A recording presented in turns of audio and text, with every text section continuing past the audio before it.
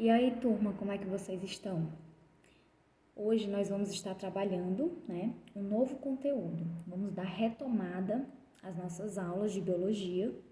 Ainda a gente continua neste formato, Mas se Deus quiser, nós vamos estar de forma presencial em breve. Mas vamos lá. Nós vamos hoje trabalhar o capítulo 9, nesse terceiro bimestre, no terceiro período. Que no caso, o capítulo 9 ele vai abordar a parte já inicial sobre a fisiologia, fisiologia humana. E a gente vai dar início falando sobre a digestão.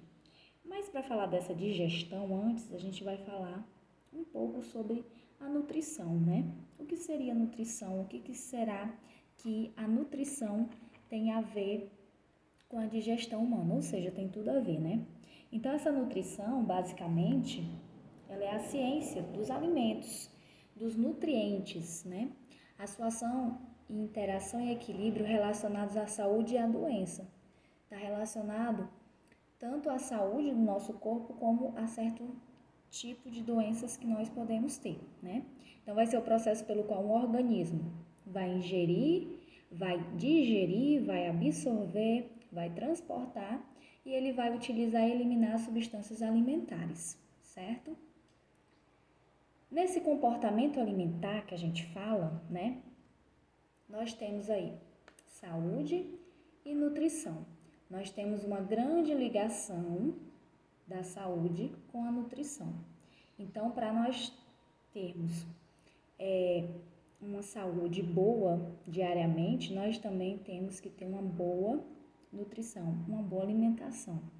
Então, esse comportamento alimentar ele vai determinar o estado nutricional, que seria o conjunto das ações praticadas em torno da alimentação, da nossa alimentação diária. Daí eu pego e pergunto para vocês, e aí? Será que diariamente nós estamos fazendo essa alimentação corretamente, com todos os nutrientes que são necessários para o nosso corpo? Será que está tendo a carência de alguns nutrientes? E se tiver a carência, Edilane, desses nutrientes, o que será que pode acarretar para o nosso corpo? O que será que pode acarretar para a nossa saúde, Então, vamos tentar entender.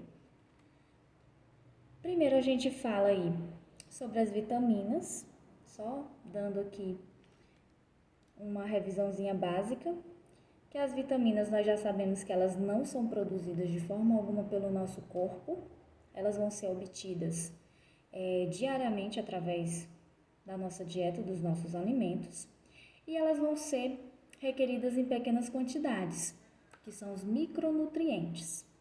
E elas vão atuar como fatores auxiliares, que são chamados cofatores ou coenzimas, que vão estar aí nas reações catalisadas pelas enzimas. O excesso já de vitaminas no nosso corpo pode estar acarretando na chamada hipervitaminose, certo? E se já tiver a deficiência, se a gente já não tiver a quantidade necessária de vitaminas, então já vai acontecer o quê? A chamada avitaminose. E aqui a gente tem os sais minerais, que são os nutrientes inorgânicos, que eles vão fornecer elementos importantes, como o quê?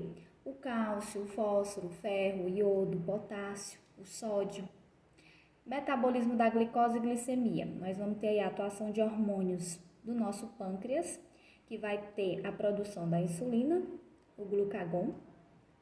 A alimentação, nós vamos ter altos níveis de glicose no sangue, que é justamente a insulina, que é liberada e vai promover a entrada de glicose nas nossas células. Então, quando a gente fala em nutrição, digestão, a gente está falando basicamente da nossa alimentação,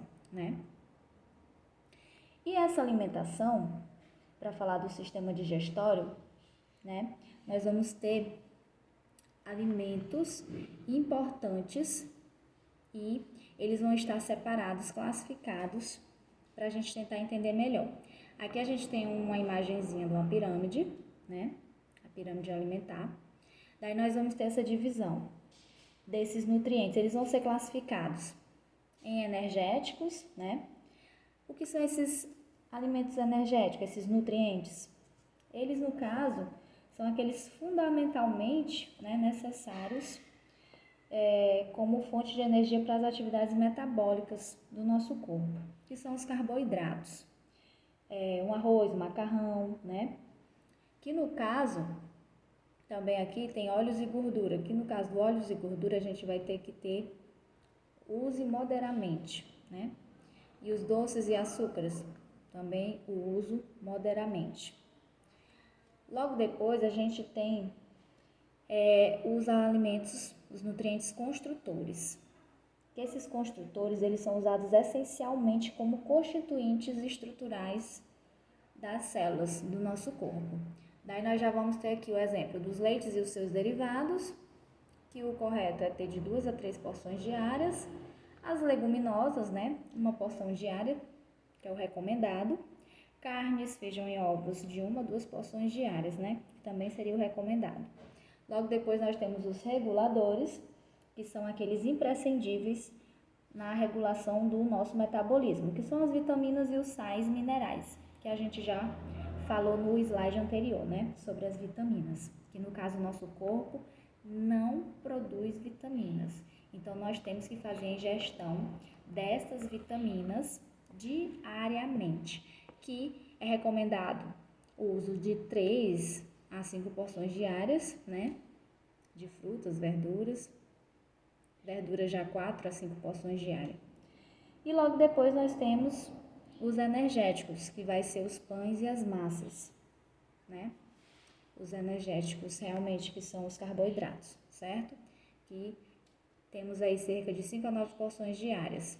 Entra aqui também os tubérculos e as raízes, né? Na nossa alimentação, que seria necessário, e os cereais, que também são necessários na nossa alimentação.